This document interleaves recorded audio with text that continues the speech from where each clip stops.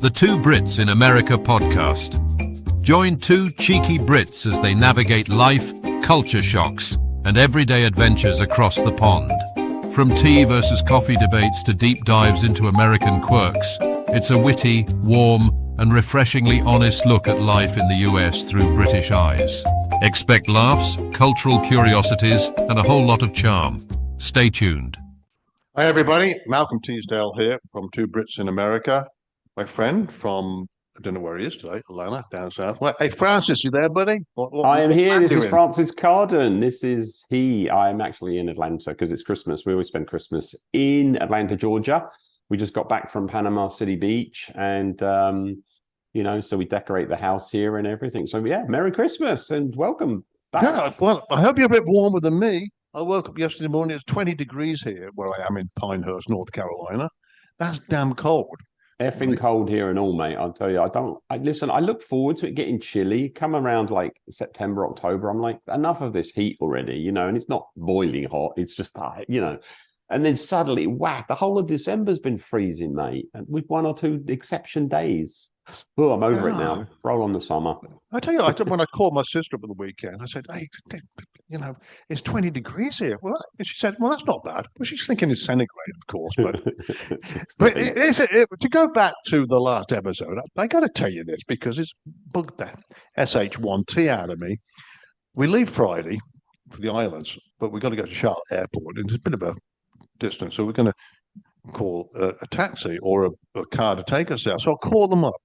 I said, what do you charge to get us to Charlotte Airport from where we are? Susan Teasdale. Hey, Mr. Teasdale, he's live on our show. Been interrupted by his phone. Hang on. But it sounds like he's got a good story, everybody. So we can't wait to listen to this one. This is whilst he's doing and handling that. I think one of the things I'll cover later is the Wemo thing out in California. But anyway, carry on. You're back. I'm back. It shows you we're live, right? Yeah. Okay, man. I'll edit that. But back to normal. Dog's barking now.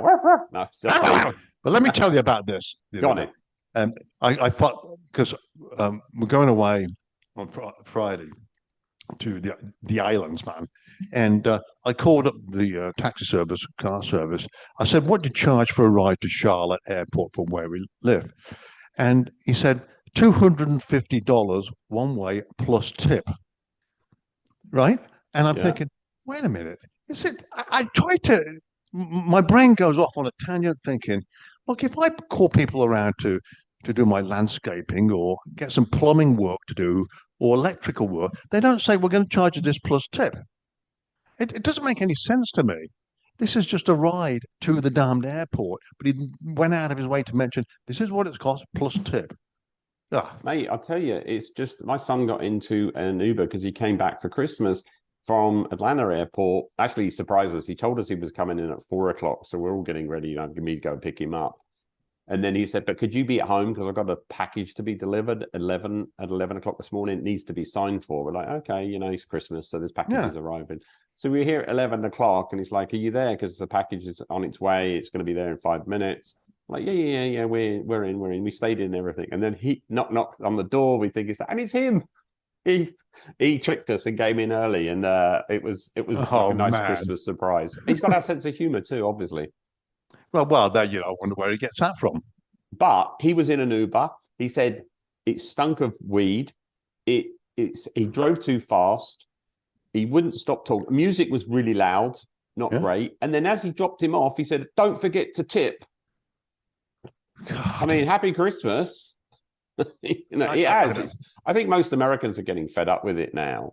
As we've got, we talked a bit about that, but as we've got, things like, Christmas is tipping, you can do extra tipping or whatever at Christmas, but, it's got to be a ridiculous amount of money. And I think that they, certainly in some states, they've increased minimum wage and they're paying healthcare and things like that, but when they're not, it's like, it's just a complete disconnection between what the US and Europe typically do. And it is, you get paid less, you don't get the healthcare necessarily. And tipping is just a part of a cost we have to have. But with inflation and everything, it's got out of control. I'm with you. I tell you, even every day there's something crops up, because, my other half is American, born in Savannah, Georgia. So there's always something that comes up daily. I said to the other day, so what you going to have for dinner? She said, I don't know, I'll have a frozen pizza. I said, well, why don't you cook it first? It tastes better. you know. And I was at the store the other day getting groceries. He called up, hey, can you get a baking potato? And I said, oh, sure. And when I got back, she said, did you get the baking potato? I said, no, I got one that's raw though. It wasn't baking. And it's just this stuff goes on and on and on. It's just Well, listen, so it's Christmas. So I've been baking like the hell out of it. I've been in the kitchen like for 2 days solid because today is Christmas Eve that we're recording this. Don't know when you're going to listen to it, obviously when we post it, but today is actually Christmas Eve, ladies and gentlemen. I've been baking the shit out of everything. So I've made chicken liver pate, orange chicken liver pate. I don't know, Malcolm, if you like pate. We love it. Made that. Yeah, absolutely. Yeah. I made 2 pounds of it. I don't know. I do this every year. Less and less people eat it, and less people because obviously the younger kids are all grown up. I just seem to make so much of this stuff, and then I chuck it in the freezer, and then I'm giving it to other friends and relatives who live nearby. But I made like 8 pots of chicken liver pate with 2 pounds of it. This nuts. Well, as long as it keeps in the freezer, you're all right. You can have it. Does, and it's good value for money. I also wife's making right now. She's downstairs making apple crumble. Which I think lovely. they call apple crisp or something over here, don't they? But anyway, it's the same thing. But another nuance of names. I made a load of bread. I use a bread maker for 2 loaves, but I actually used my KitchenAid to make 8 pound of bread. I didn't realize it could take so much, so I set it to its limit. I put like I forget how many cups of flour, 8 pounds of dough, so 8 pounds of bread. Man, I tell you, and I put it all in the oven. It's delicious. The whole house just smelt of well, that'll keep, fresh bread. So you basically spend all that time loafing around. Loafing around. It will keep, but it doesn't keep with the mouths I have. The bread gets demolished before anything else. Fresh bread, baked at home. There's nothing like it on the planet. And then exactly. I made a milk chocolate mousse as well. And I also made my famous curried sausage rolls. British sausage rolls. Explain that. You text me about that. A sausage roll is a meal in itself, but you go and curry it? Because we curry the sausage before you put in the roll? What easiest thing to make on the planet and one of the most tastiest snacks in the world. It's just pork meat with onions, with mixed Italian dressings. So, thyme, rosemary, whatever. All mixed together. Put in puff pastry, what they call flaky pastry, dough over here. Wrap it up, roll it up. Chuck it in the oven, and the only difference is I make another batch, which actually now is about 4/5 of it, with Madras curry powder in it. So it's not hot spicy; it's just got curry flavor, and just bake it that way. And the curry flavor with the dough and the meat is just the best thing on the planet. Also gets demolished. Well, I got a question for you. Typically we go around Britain. When you go for a curry, it's like you have a Madras, Vindaloo, or a Pal. Are there different heat factors when you make curried sausage rolls, or is it curry flavor? No, you've got to make them mild because my wife doesn't eat anything that's got any spice. I mean, there's the heat and spice. I mean, there's a problem is in America they say, "Oh, curry's too spicy for me." It's like it is a spice. Like what they mean is it's too hot. But hot to them is whether or not the meal's cold or hot, that's right? So I don't know who's right and who's wrong, but either way, a spicy curry, Madras, it's very spicy, but flavorful, but doesn't have the heat. Stinking hot, so right? It's like out of 10, like a Vindaloo is up there in like the 6 or 7. This is like a 0 to 1. It's like just a Madras curry powder. Exactly. It's tasty. But luckily we got... Anyway, I'll send them to you. I froze them as well, so I'm baking them from frozen. But I made 4 pounds of meat. So it's made, I don't know, 20 sausage rolls, and they're about 8 inches, 10 inches long. I've got a lot to give away. When are you going to have these? Like Christmas Eve, Christmas Day? I mean, typically Christmas Day you can have a roast something, eh? Is that what you're No, don't do that. No, so Christmas Eve, about 4 o'clock, all of the food comes out for everyone that then turns up for Christmas who stays over, right? Or they don't have to stay over, but most do. They stay over, sleepovers through Boxing Day. And so we just lay out all this, typically do a Costco run. So you're getting shrimp, bacon wrapped scallops, you're getting, quiches, all that kind of stuff, plus the homemade stuff, the pate, the bread, the whatever. And that just gets laid out on the kitchen side, free for all. Eat that, eat sweets. No one's watching anybody. You can have just pate or just quality street or just chocolate. No one cares. And so you go to bed that night completely stuffed and maybe a little hangover when Santa comes, but you won't hear him because you'll be asleep with all the sugar and alcohol. So you get a hangover from a curried sausage roll. No, but obviously there's a few beers and wine. Hey, can you still get English beer where you live?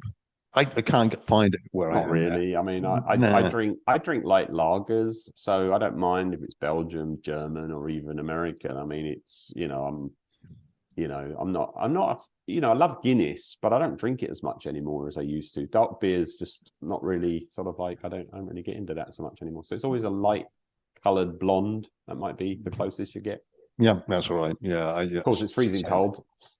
That's the other thing is that but no, I listen, it's I love this time of year, especially with families getting together and you're just in one place. It's a big cook starts tomorrow for breakfast, so we do the big fry up, then the turkey goes in, we eat about 5 p.m. It takes 5, 6, 8 hours to produce because I've been working on doing all the vegetables and potatoes today, and then of course it gets demolished in about 20 minutes. And then it's game time. We found a new game, Monopoly Deal. What? Monopoly Deal. It's a brilliant game, man. It's addictive. And play with 2 people or 10. But, two's good and 6 is good as well. Monopoly Deal. All right. Hey, as long as you got stuff to do on Christmas Eve, Christmas Day, that's the main thing. Yeah. Hey, I got some British stuff, but we talked a lot about Christmas last year, I know, and I think for all of us British people, one of the other things that happens at Christmas is the difference between UK and US is here it tends to be a lot sit down and watch a lot of the old movies in the US, right? Which they do in the UK too, the typical Christmas movies, which is Die Hard, and and also what Christmas with the Cranks and all that kind of stuff. But in the UK, what's different is all of the TV series that run, and many of them are, up to date. When I say live, they've been recorded. It's like what would be the equivalent? It's a sitcom, right? Yeah. And or just a series, and they all do a Christmas version of it, and it all builds up to be shown on Christmas Eve or Christmas Day. So people sit around the telly to watch the latest cliffhangers that's been going on in all these series. They don't do that here at all. There's nothing that really a series that designates that it's Christmas that I know of. Yeah, I never thought of that actually. But even back in the old days, Francis, even when we used to watch Dad's Army on TV, there was one of the programs all about roast turkey. It was funny as hell. It was Christmas time. I know it's whatever. Well, they were recorded for it, so I don't know if they're recorded 4 or 8 weeks ahead. These series because they've been running. Some of them have been running for decades. You know? I mean, here it was Friends and Cheers, but this is actually right up until that. And so there's an episode, isn't there, on Christmas Day, and then the latest one is with James Gordon, which is the Gavin and Stacey. So we grew up with a series called Gavin and Stacey. It was not grew up, but we were a lot older. But it was a very funny comedy, unfunny comedy, I guess. No, it's a very funny comedy set in Wales, and that's actually what launched James Gordon off on his success, and then eventually came to the US to be a talk show host. Anyway, so they all came back together to do the very, very last final episode that's being shown on Christmas Day. He's been on every channel promoting it. It's like big, and everybody in England's waiting for it. I don't know if it comes before or after the King's speech. Yeah. Oh, yeah. He's going to do one this year. Yeah, the King's speech, 3:00. They did it last year, didn't he? So it's a tradition for our American friends who don't know that. So you can tune in live at 10:00 a.m. on Eastern. Oh boy. Okay. Well, words of wisdom. I used to watch the Queen's speech, of course, way back when. And lovely lady. God bless her soul. Yeah. Hey, other thing, I was going to introduce you. I think you know Michael Macintyre. I've sent some things to Michael Macintyre. Yes, for our indeed. American audience here. We have American audience. If you've not listened, you like comedy. You must do because you're listening to us or not. But if you like comedy, one of the people that's one of the funniest comedians of recent times is Michael Macintyre. Takes the piss out of himself, takes the piss out of the world. It's just really funny. Picks subjects. He says that when he practices his comedy, he practices on his wife. And if his wife doesn't laugh, then he knows it's no point putting it in his shows. So he has a lot of shows, a lot of following. It's just very comedic. And he did a thing recently. You should go look it up. It was basically around there was one around the differences between US and UK, and he used a different approach for doing it. So I'm stealing some of his thunder here, but only little bits of it. But I'm giving credit to Michael Macintyre for a couple of things I want to talk about. So I thought it was funny. So he picked a theme, a couple of themes. I got two of them. So one was about how in America things are more descriptive in order to know what they are. That he was implying that Americans need more description. So one of the things he said was sidewalk. In England, it's called a pavement. We know a pavement. You walk on a pavement, but over it's a sidewalk. And he says it probably was called a sidewalk, renamed from a pavement to a sidewalk, because Americans need to know that they need to walk on the side of the road, right, and walk, right? And they were probably getting run over verbatim, right? Because until someone said, no, you need to walk on the side of the road, not in the road, all over the road. So that's why that word is called sidewalk. And in England, of course, on your head, you wear your glasses. But over here, it's called eyeglasses. And he's like, well, where were they putting them? Why do they need to be called eyeglasses? Were they putting them on the feet and saying it's not helping my vision? I know. It's funny because that what you said before about the sidewalk and all that stuff. But where I used to live, I was walking down the sidewalk when a bicycle came down and it nearly ran me over. I said, look, go on the road. He said, why? This is a sidewalk. It's also called a footpath, feet. And he just looked at me, gone out, and he went back on the road. But I mean, well, but in his defence, he's more likely to be killed on the road. But in our defence, we're more likely to get killed because the cyclists are riding on the pavement, sidewalk, footpath. Well, he had a couple of others like that. So it's like the waste paper basket. In England, we just call it a bin. Everybody knows you put rubbish in the bin, but over here it's a waste paper basket. It said firstly to point out that it's waste paper. Don't throw away good paper. Good sheets of paper you haven't used yet. Don't put that. It's got to be waste paper, and it goes in a basket. Whereas we just say bin, and so it's the waste paper. And then he did another one like in England it's called horse riding. So you go on the GGs, it's horse riding, but over in America it's called horseback riding. And they were like laughing to say, well, why does it have to be horseback riding? Were people riding on its tail or on its head and going, I'm just not very comfortable? And they just said, no, let's try horseback riding. Yay, it works. Anyway, I'm not doing Michael Macintyre credit, but that's just three of some of the things he covered off on that particular subject. And then he did one of the funniest skits I've seen him doing in a long while. Me and my wife were watching it, belly laughing stuff, where he was talking about silent words, silent letters in words. Oh, yeah. So this is not a British or an American thing. This is, I guess, the English language. The English just messed up the English language. This is why English is such a hard language to learn. And he was talking about these silent letters. So I think what was the first one he came up with is like, like the word hour. He goes, why do they put an H in it? They don't say hour. Let's have a happy hour. Yeah.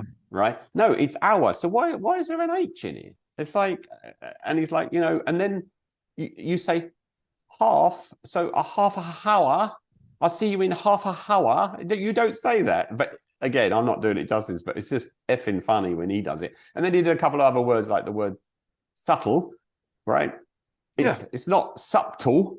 It's spelt subtle, but it's not. It says subtle, right? And it's like, no. So it's anyway. So there's that, and then the word debt. This is my one, right? There's no B in debt, but there is a B in debt, but it's not said. Otherwise, it would be debt. I'm in debt with the bank. It's like, and anyway. So again, he doesn't do it. Just go look at them. They're all on YouTube. And I think that it's just. What else did he do?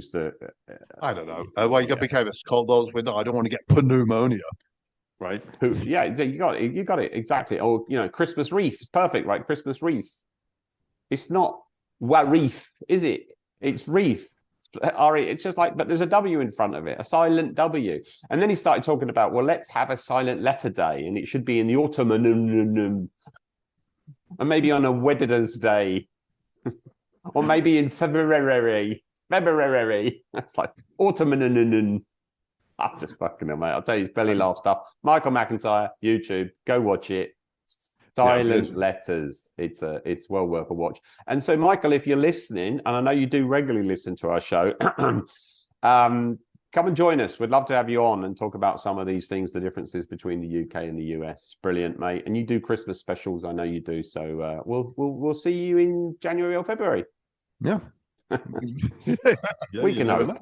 Yeah. But I mean, this all comes down to helping us be bilingual. We got to know these words, right? So there's a lot to learn. And I don't know. It makes you wonder why English has become the world's language because of all this confusion. I'd imagine the rest of the languages in the world are just as bad or more complicated. I just don't know. Because we went to war with everybody. We marched on everybody, conquered, domineered, colonialism. Well, you can call it all you want, but back in its time is what you did. It's like if you didn't do that, somebody's going to come and attack you. So you went out there and you tried to build all these stations. So you have less chance of you being the one that's going to be colonized.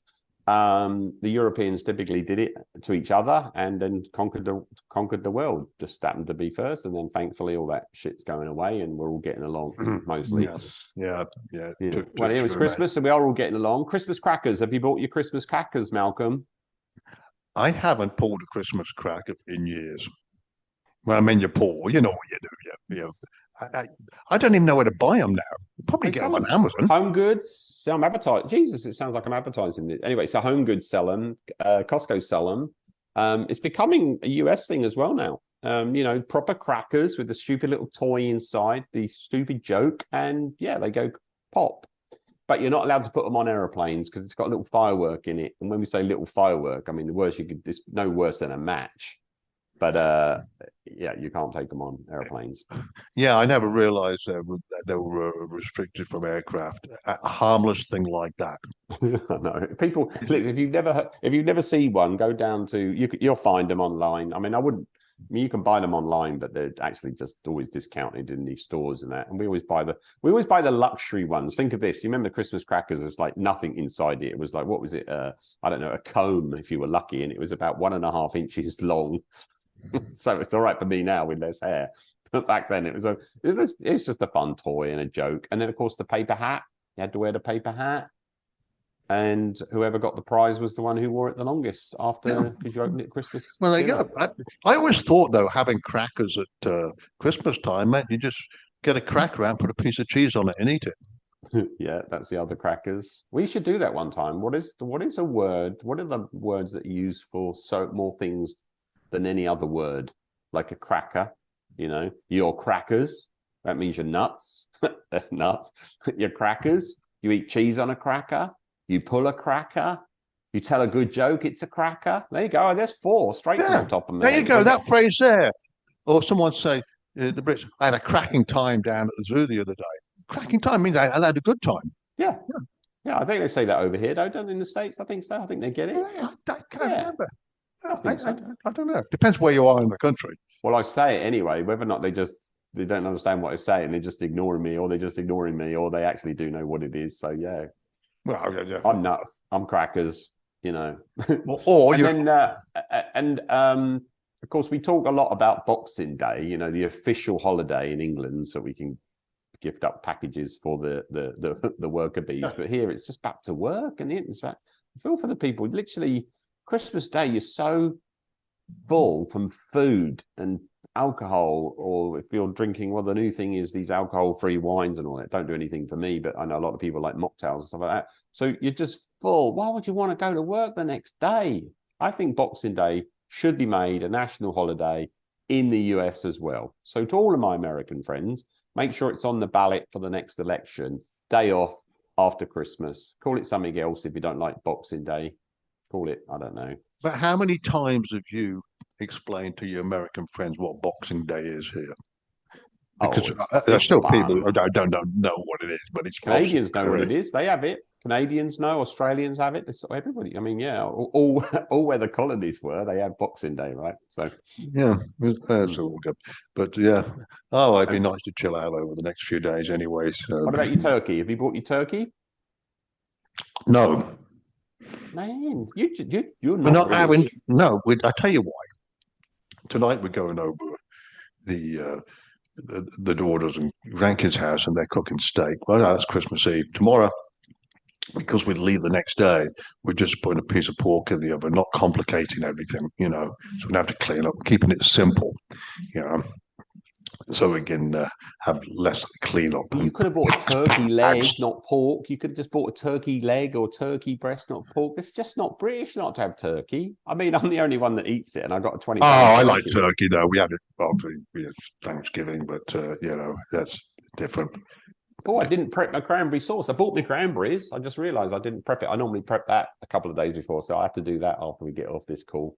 I love cranberry sauce. I don't know why. Nice. Put a bit of cognac in it. I wonder if turkeys have a thing called instinct. What I mean by that is they're born come from? And they talk amongst themselves. And I think I'm gone for Thanksgiving. I said, no, I'm going to be used at Christmas, but I hope the damn don't fry me. I'd rather be cooked in the oven. I don't know. I just, animals do have instinct, right? Or some of them apparently do. Well, they have instinct to run away from anything dangerous, but it's bloody hard when they're all like trapped in like little areas. It's like, have you seen the movie Chicken Run? There's a second version I haven't seen. The Chicken Run is such a funny movie with, I think Mel Gibson does the voiceover. I think it's Mel Gibson. Brilliant movie. That seems like a name from the past. I must. It's cartoon. It's cartoony, but it's just all the jokes. Very British sense of humor in there. There's a combination of the best of British and American humor. It's really, really cool. So decorations in the US, I've put all my decorations up a few weeks ago, literally lighting up Blackpool, as they say. And that's because Blackpool has illuminations to our American friends. So it's like the whole town is lit up. It's a place you go visit. But my house is like is it the Griswolds? Yeah. So it's like power drain on the grid. Although with LEDs now, it doesn't actually take much electricity, but the whole house is lit up. I've got lights in every orifice of the. Well, I hope you don't blow the circuit breakers out or take the neighborhood down. It's hard to do with LEDs now. It really is. And they last forever too. I've had some up one tree for 5 years and they just stay lit. Remember the old days when if one bulb goes out, they all go out and you spend forever trying to hunt down. Yeah, I know. That was a pain. Nobody looked forward to getting the lights out at Christmas, did they? But now they just keep working. They're like the Energizer Bunny. It's really cool. Yeah. Do you have a real Christmas tree or an artificial one? No. Since when the kids turned into their teenage years, we said, look, enough of this, because we have, I think, 3 Christmas trees, one on the roof. Well, we used to put it on the roof. Now it's in the front garden, and then 2 indoors, one in the big hall by the dining table, and then another one. So, okay. But as I get older, they're getting heavier, right? Yeah. So, I don't take them up. I leave them in the garage now and winch them up into the ceiling. I hoist them up into the ceiling with a hoist that I have out there because they're just so heavy. I mean, one of them's like a 12-foot tree and it's in 4 pieces and each piece weighs about 30 pounds. It's nuts. Well, you have to drag it inside the house. Yeah. I don't know. Yeah. Well, it's like they say it's fun. So, yeah, we got turkey and beef. And then the old Brussels sprouts, because this gets me onto a subject that I wanted to cover, and maybe we cover it another time. It's like you over here. I don't know if have you ever been to a Golden Corral? Long time ago. So it's basically a cheap way to eat like one meal, but you could eat 3 meals in one go. I mean, it's really good value for money. But the thing I loved about it was you could literally get plates and plates of really good cooked vegetables, where now, when you go out for a meal in the US, it typically is around the protein, the main part of the meal. And if you get a side of asparagus or green beans or carrots or winter vegetables, as they call them, it's a tiny little portion. Whereas in Europe, you tend to be, the vegetable side is as big as the main, if not bigger, right? In most cases. And so it's really hard to do that. And then, so going out, if you're trying to eat healthily, it doesn't encourage you to eat healthy by giving you so few vegetables in the US versus the UK. Yeah, I make sure I get much. You mentioned sprouts. I had some of those last night. Put them in the oven, roast them for an hour. Brilliant. Yeah, but hold on. So we are turning into something that so I love Brussels sprouts boiled in water with a touch of salt. That's it, boiled, and I can eat them hot or cold once they're cooked. Right? We talked about this before. But the trend now is, and it's been going on for a few years, is like, Brussels sprouts fried in pancetta. My wife does them in pancetta and she does them in balsamic vinegar and so to put a glaze on it.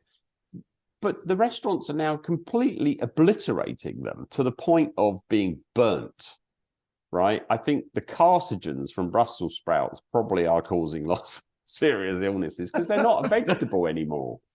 We'd have burnt the hell out of them. Oh, I like I them. mean, we do it too, but it's because, again, nobody in my house likes my Brussels sprouts, which is boiled in what with salt. They love my wife's Brussels sprouts, and we eat them whenever we go out to restaurants because everybody has Brussels sprouts at the side.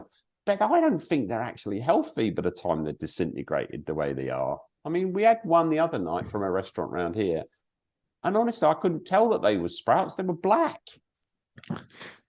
Depends what they cook them with. Just put a bit of olive oil on them in the oven, let them roast, and they're olive oil. That's okay. That's okay. Yeah. But carcinogenic sprouts are not my thing. Certainly not at Christmas. So anyway, we've done both. I'm doing these big monster pot of boiled Brussels sprouts. And let's be honest, they're good for the digestion, which you can tell 15 minutes after you've eaten them. You'll probably land up eating them all yourself. You can blow up your balloons from your backside after you've eaten sprouts and turkey. That's right? true anyway. Well, I'll tell you what, sounds like you're going to have a big feast tomorrow. And Yeah, we got the quality street as well. So I think I told you, when I went to Germany, I passed through the UK and filled up a big bag of all the British goods. So they'll all come out this afternoon. They'll all be laid out. Everything from I guess they do most of the stuff over here, but there's something about bringing them back, walking around a British supermarket. Everybody, including Americans in every country, you know what, don't matter where you live in the world, this comes back down to, we talk about two Brits in America, but, expats, as we call them, wherever you live in the world, there's something that you miss from back home, isn't there? Always something.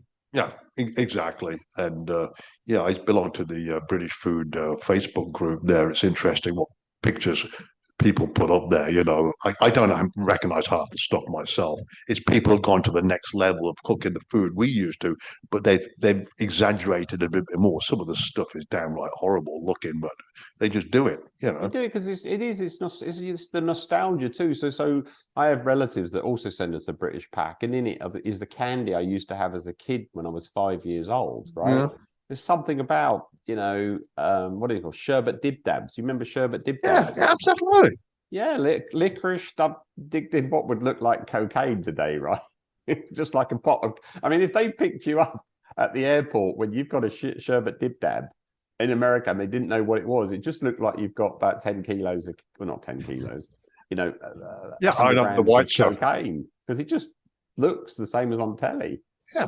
And another thing, going to our home city Coventry, there's lots of these mobile places where you pick up food. They do baked potatoes, and they do the baked potatoes, but the thing is what you put in it. And there's so many thoughts. You can put curry in it, Heinz baked beans. I'm trying to think, that would go down like a lead parachute here. It just wouldn't. No, I actually, I've always contemplated starting one of those little, what do they call those, mobile little eating places, because they do empanadas and things like that, where I would do baked potatoes, or what we call jacket potatoes. Potatoes, yeah. And we did talk about jacket potatoes before on a previous episode, but I would also do probably the pasties and the little pies. Nothing complicated, keep it really simple. But for me, and I told you this before, and you grimaced at it, I have coleslaw and baked beans on my baked potato. That's an interesting combination. So cold coleslaw, but with nice mayonnaise, hot beans on the top, poured it. And the thing is, when they do this, ladies and gentlemen, just so you know, so this is described this, but this baked potato is the biggest monster potato you could imagine. It probably weighs about 2 pounds in itself. I mean, some of these places, they sell them, and they're baked in the oven, crispy skin. I eat the skin and all. I love it. Lots of fibre is good for you. I wonder why we call them jacket potatoes. Looks like so the other thing I brought back, jacket potatoes, prawn cocktail crisps. Have you ever had prawn cocktail crisps, Walker's? Walker's is the big thing. Yeah, salt and vinegar, cheese and onion. Love it. You can get close to that now here, but you can't get prawn cocktail crisps. That should be. I should talk to the Lay's people. They should bring prawn cocktail crisps over here. My kids' favourites. Exactly. Marmite. A Tora, because I've got to make the dumplings with the suet pudding. Bought that over. But again, you could get it all here. Like I said, it was nostalgia shopping for it. So what do you want from Santa this year before we go and leave our audience? Do you got any things that you're looking forward to getting? The only thing I want is probably need to get rid of stuff that we moved up here with. So I want less stuff. We just and get rid of empty boxes and all that stuff. There's nothing I really want. There's nothing when you get as you get I older. just There's want nothing you need, is no, there? it's nothing. I don't have stuff for the sake of having it, if you know what I mean. Yeah, and yeah. and Yeah, I wife always get techie, gadgety stuff. Like everybody, I bought my son. I think has got me a card shuffler. What? Shuffling cards because Yeah. my oldest son is a card magician, so he can shuffle Yeah. like the pros in Vegas, right, properly. But no one else in the house can. And this new game I was telling you about, Monopoly Deal, it's got loads of cards in it. And geez, at the end of the game, and the game might last 2 minutes or 30 minutes, not like real Monopoly, which causes all the fights in the family. So I don't know, there's like 120 cards in it. So it just shuffles it. It's really cool. Yeah. Good gadget. And then I think that the main thing is we'll get breakfast, eggs, bacon, sausage, mushroom, baked beans. I give choice of eggs sometimes, poached or Fried bread. Yeah, fried bread. We don't do fried bread, and it's funny you say that because I do love fried bread, and the best to do it in the fat from the eggs, right? So you cook the fried eggs in, and then you just finish it off. Yeah, maybe I'll do that, especially because I've got so much bread that I baked. But it's monster. So I think we have 8 for breakfast and dinner tomorrow, and for Christmas Eve tonight. So just don't forget the HP brown sauce. Got that. Mine is not the HP though, because I couldn't get the HP, so it's Daddy's. Okay, well there you go. I've stocked up on that. I'm good for that. All right, man. What are we like? Well, I'm getting hungry right now thinking about all of this food I'm going to gobble down tomorrow. Oh, I got some figgy pudding as well, but I got that from Costco's. You know the song, "We all want some figgy pudding." Sticky pudding, yeah. We all want some figgy pudding. Yeah. So bring some right now, something like that. But we got figgy pudding from Costco's. I think it's figs, so figgy pudding. Yeah, I forgot about that. And I bought Christmas cake, British Christmas cake. Proper Christmas cake. I've got mince pies, and that's not beef mince. That's a sweet mince. They sell mince meat. Yeah, I know. Actually. Good God. You're going to have to go on. I think we all have to go on a diet in the new year because this sounds like you're going to have a massive feast, or you're just going to snack throughout the day. But yeah, try. You know what? You can't think of it at Christmas. It's like I bake so I'll run some stuff around to my Scottish friends. He's not well at the moment, so I'm going to drop him off some pate and sausage rolls. Probably shouldn't. It's not going to make him any better, is it? But it might make him happy. It's not going to make him any better. But yeah, no, we got the just it's all coming out, and it'll be then we'll have the new year and kick off and start all over again. So it's been a great year, Malcolm. I tell you what, you're going to have stuff left over. Probably you're going to be good. But anyway, good end to the year, mate. And we've done a few podcasts this year. We'll start again in the new year. Well, safe travels. Where are you off to on Friday? Sorry, what? Where are you off to on Friday? Turks and Caicos Islands. Turks and Caicos. Providenciales. So it'll be chilly down there. Then make sure you take your hat and scarf. Yeah, I do some scuba diving. Yeah. So anyway, it's just it's only a 3-hour flight from where we are. It's just because it's the other side of the Bahamas, but it's just lovely down there. So it's all fun. Well, enjoy it, mate, and have a very Merry Christmas. Happy Christmas. And you too. Yeah, I'll see you next year. Yeah. All right. Best wishes to you and family, and we'll be in touch. And goodbye to our audience. And I wish you all a Merry Christmas, Happy Holiday, Happy Hanukkah, or whatever you celebrate. We have no bias here. Enjoy it. Enjoy the time of the family. God bless all. Take care. Bye-bye. Well, that's all for today. 2 Brits, 1 country, and at least 3 cultural misunderstandings. Cheerio. Toodaloo tatty bye. Until next time, don't forget, tea is better than coffee, biscuits are not cookies, and driving on the right still feels wrong. Cheers.